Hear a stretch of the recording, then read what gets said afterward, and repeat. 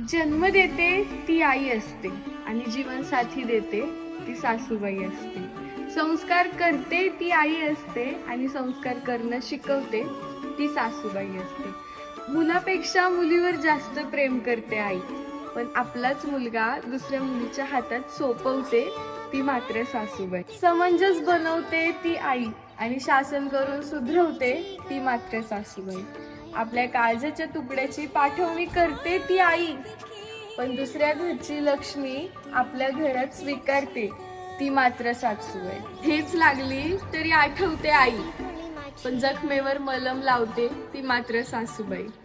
खरंय हो, सासू कधी आई होत नाही, पण ती आईपेक्षा कमी सुद्धा नाही। माझी आई सुखाची ग तू सावली, जीव वळून लावी माझे ग तू लाडू